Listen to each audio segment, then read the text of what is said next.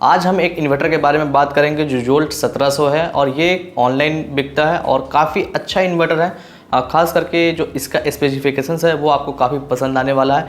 इसमें सबसे बड़ा जो एडवांटेज है वो ये है कि ये प्योर साइन वेव में आपको देखने के लिए मिलेगा। तो इसमें क्या क्या मिलेगा वो हम बात करेंगे। बैटरी बैकअप आपको इसमें कितना देखने के लिए मिलेगा, डिस्प्ले आपको डिजिटल देखने के लिए मिल जाता है, प्राइस आपको हम बता देंगे कि कितना है इसका प्राइस, चार्जिंग टाइम क्या होगा, बैकअप क्या है इसका, इसमें लोड आप कितना दे सकते हैं, बैटरी आप कौन सा लगा सकते हैं, सारी चीज़ के बारे में हम डिस्कशन करेंगे। तो चलिए शुरू करते हैं।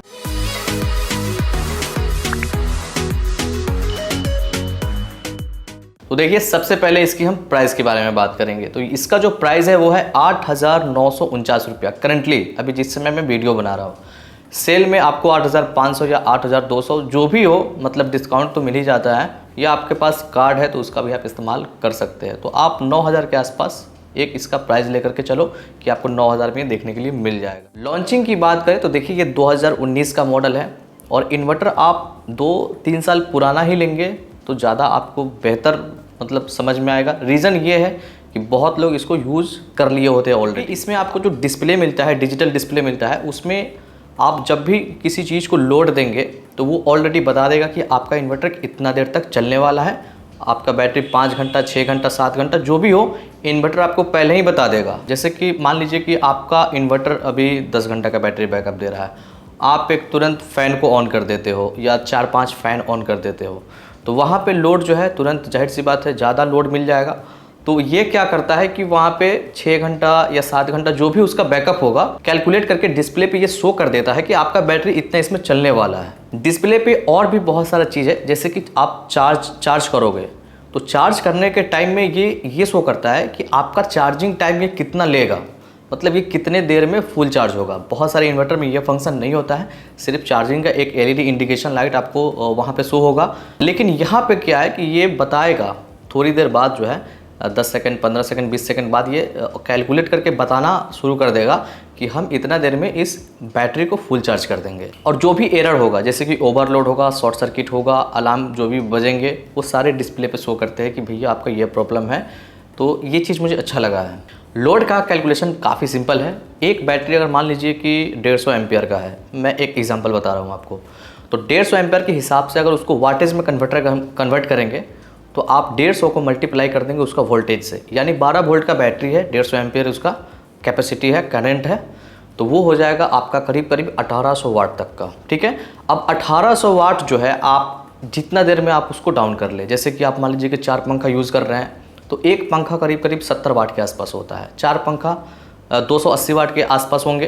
तो 280 वाट को जो है, यानी 1800 को 280 वाट से डिवाइड कर देना है, तो वो जो भी आपका कैलकुलेशन आएगा वो उसका आपका लोड का, टोटल लोड का कैलकुलेशन निकल के आ जाएगा। सेफ्टी की बात करें तो यहाँ पे सेफ्टी है, जो आउटपुट होते हैं उसमें आपको 16 एम्पियर का एमसीबी देखने के लिए मिल जाता है। तो कुछ भी अगर बाहर में शॉर्ट सर्किट होता है तो इन्वर्टर का ट्रांसफार्मर पे या अलग अंदर में जो मॉसफेट है उस पर किसी भी तरह का प्रभाव नहीं पड़ने वाला है, क्योंकि ऑलरेडी एमसीबी वो ट्रिप हो जाएगा।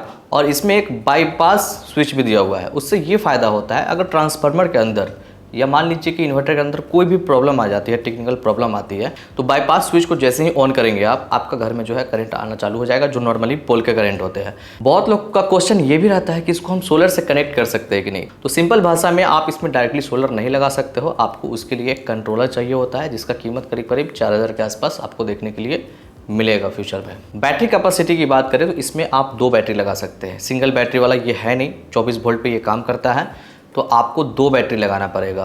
अब 2 बैटरी जो है आप 80 AH से लेकर के, यानी 80 एम्पियर का बैटरी से लेकर के 220 एम्पियर तक का बैटरी आप इस्तेमाल कर सकते हो इसमें। लेकिन दोनों जो है 80-80 वाट के 2 होने चाहिए या 220 वाट के 2 होना चाहिए। अब उसके बीच में जो है जितने एम्पियर का बैटरी हो, नॉर्मली जो है लोग जो है 150 एम्पियर बैटरी को ज़्यादा पसंद करता है अपने घर में यूज़ करने के लिए, क्योंकि उनका जो प्राइस होता है मीडियम प्राइस होता है। तो 150 एम्पियर का बैटरी अगर आप लगाते हो तो 150, 300 एम्पियर एक घर के लिए आई थिंक मेरे हिसाब से काफ़ी है। 2 रूम में आप कनेक्शन करके पंखा का, लाइट का काफ़ी आसानी से इस्तेमाल कर सकते हैं। और एलईडी लाइट जो 9 वाट के आते हैं वो बहुत सारा आप इसमें यूज कर सकते हैं, उससे ज़्यादा बैटरी डाउन नहीं होता है।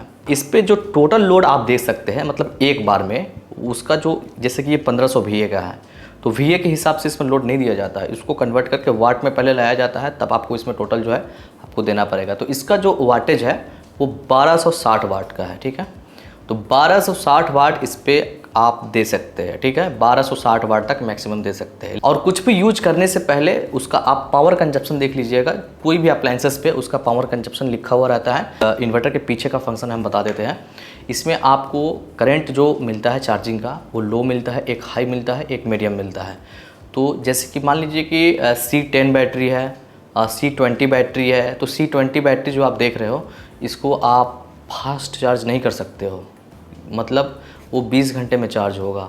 C10 जो है वो 10 घंटे में चार्ज होगा। इसका ये एक करंट रेटिंग होता है, ठीक है, उसी के हिसाब से आप चार्ज कर सकते हो। C10 बैटरी जो होता है उसको आप जल्दी चार्ज कर सकते हो, तो उसको आप जिप चार्जिंग में मैक्सिमम चार्ज कर सकते हो। 17 एम्पियर के हिसाब से उसको आप चार्ज कर सकते हो। लेकिन मेरे हिसाब से आप मीडियम पे ही सेट करके रखो। रीज़न ये है कि आप मीडियम पे सेट करके रखोगे तो बैटरी का लाइफ जो है जहाँ 4 साल चलने वाला है वहाँ पे आपका 5 साल तक चलेगा। तो ये चीज़ आपको देखना होगा कि चार्जिंग आपको मीडियम स्पीड से करना है। इसमें आपको इको मोड मिल जाता है, एक आपको UPS मिल जाता है। तो घर में जैसे कि कंप्यूटर आप यूज़ कर रहे हैं तो आप इको मोड का इस्तेमाल कर सकते हैं। इको मोड में एक डिसएडवांटेज ये है कि आपको मिनिमम 180 वाट देना पड़ेगा इन्वर्टर को, तो ये थोड़ा सा ज़्यादा ले रहा है, ठीक है। नहीं तो ये नॉर्मली जो है 100 वोल्ट पे काम कर जाता है। 90 वोल्ट तक जो है ये इन्वर्टर आपका काम करेगा। अगर 90 वोल्ट भी आपके घर में आ रहा है तो बैटरी को अच्छे खासे स्पीड से चार्ज कर देगा। और इको मोड पे रखेंगे तो इको मोड पे आपका बैटरी जो जल्दी मतलब ड्रेन भी नहीं होगा। दूसरी बात है कि कम वोल्टेज पे भी चल जाएगा। तो बहुत लोग ज़्यादा इको मोड का इस्तेमाल कर सकते हैं, लेकिन जिनके घर में PC है तो उनको तो मजबूरी जो UPS का इस्तेमाल करना ही पड़ेगा, UPS मोड का, तो वो कर सकते हैं। बहुत लोग का ये भी क्वेश्चन रहता है कि इसमें सर हम 12 वोल्ट का बैटरी इस्तेमाल कर सकते हैं कि नहीं, सिंगल वाला। तो बिल्कुल आप इस्तेमाल नहीं कर सकते हैं, क्योंकि ये मिनिमम जो सपोर्ट कर रहा है वो 24 वाट का सपोर्ट कर रहा है। और जो बैटरी का कैपेसिटी है वो 80 एम्पियर मिनिमम होना चाहिए, वो भी 2 बैटरी। तो यहाँ पे इस चीज़ को आप क्लियर कर लीजिए। पहले बैटरी की बात करें, कौन कौन सा बैटरी इसमें लगा सकते हो। आप इसमें लोकल बैटरी लगा सकते हो, आप इसमें फ्लैट बैटरी लगा सकते हो, आप इसमें टॉल ट्यूबलर बैटरी लगा सकते हो। तीनों बैटरी आप लगा सकते हो। लेकिन इन्वर्टर के लिए ज़्यादा अच्छा जो होता है वो टॉल ट्यूबलर बैटरी ही होता है। और उस बैटरी में भी जैसे कि जितना ज़्यादा आपको वारंटी देखने के लिए मिलेगा वो उतना अच्छा बैटरी माना जाता है। हम आपको रिकमेंड करेंगे कि अगर आप बैटरी खरीद ही रहे हो तो आप सोलर बैटरी खरीदो। रीज़न ये है कि सोलर बैटरी का जो मिनिमम वारंटी होता है वो 5 साल का होता है, यानी 60 मंथ के आसपास, ठीक है ना। और दूसरी बात है कि जब भी आप सोलर लगाओगे तो सोलर बैटरी अगर रहेगा आपका तो वो सोलर पे भी जो है अच्छे खासा काम करेगा। आपको बैटरी रिप्लेस करने की ज़रूरत बाद में नहीं पड़ेगी। नॉर्मल बैटरी लगाओगे तो ये दिमाग में आपको लेके चलना होगा कि फ्यूचर में जो है आपको बहुत ज़्यादा जो है लॉन्ग लास्टिंग नहीं चल पाएगा। इसीलिए बैटरी का वारंटी आप देखे होंगे कि जो किसी पे 36 महीना होता है, किसी पे 60 महीना होता है, किसी पे 75 महीना होता है। तो जिस पे जितना ज़्यादा मंथ वारंटी मतलब कंपनी दे रही है, समझ लीजिए कि वो उतना महंगा होने वाला है। तो आप 60 महीना तक वाला लगा सकते हैं, जो कि 5 साल आपको बिल्कुल टेंशन फ्री रहना है बैटरी के लिए। इन्वर्टर के अंदर जो है कूलिंग फ़ैन है।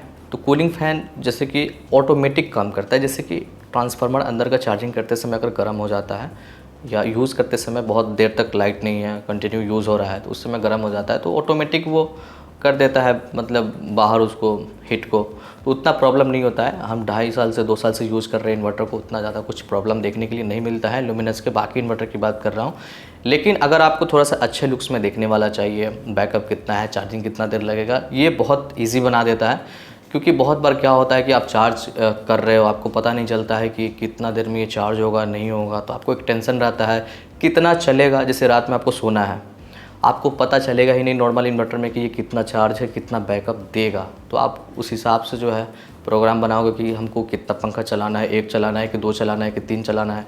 इस पे ऑलरेडी लिखा रहेगा कि आपका बैटरी इतना इसमें बैकअप देगा, तो आप निश्चिंत होकर के सो जाओगे कि मेरे को 2 पंखा चलाना है या 3 पंखा चलाना है। तो इससे यही एक फ़ायदा होता है डिजिटल डिस्प्ले से कि आपका बैकअप कितना होने वाला है और आपका चार्जिंग टाइमिंग कितना लेने वाला है। तो कुछ भी जैसे कि प्रॉब्लम होता है तो आप उसको रिप्लेस कर सकते हैं। 7 दिन या 10 दिन का जो भी हो, आप एक बार इसको श्योर कर लीजिएगा। अब बाय कीजिएगा तो आपको वहीं पे पता चल जाएगा। अगर आपको बाय करना है तो लिंक डिस्क्रिप्शन में है, वहाँ से आप बाय कर सकते हैं इसको। देखिए बहुत लोग का एक कॉमन क्वेश्चन ये भी है कि ये मतलब आवाज़ करता है कि नहीं, मतलब नॉइज़ करता है कि नहीं। तो देखिए प्योर साइन वेव जो होता है वो बिल्कुल नॉइज़ नहीं करता है, आपको पता भी नहीं चलेगा कि इन्वर्टर चल रहा है। हाँ, अगर गर्म होने के बाद फ़ैन जो है चलेगा तो हल्का सा एकदम आपको थोड़ा सा सुनाई देगा, वो भी बंद हो जाता है, थोड़ा देर के लिए ही चलता है।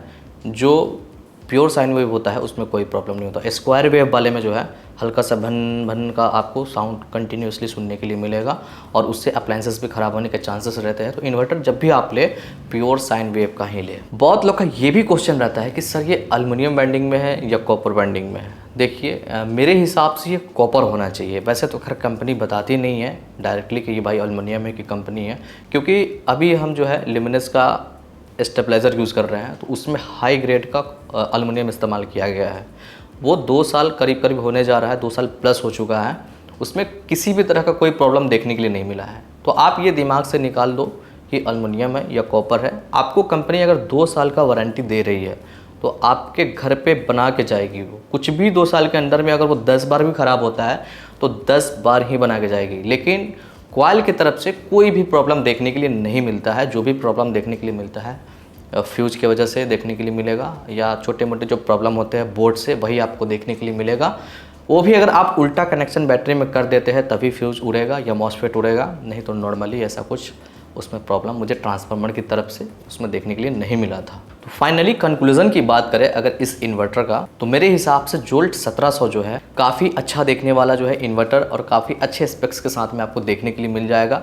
तो इसके साथ में आप जा सकते हैं अगर आपके घर में 1260 वाट तक का लोड है तब। और आपको लगता है कि हम इस वीडियो में कुछ बताना भूल गए हैं तो आप बेझिझक जो है कमेंट में पूछ सकते हैं, बिल्कुल वहाँ पे हम आपको रिप्लाई देंगे।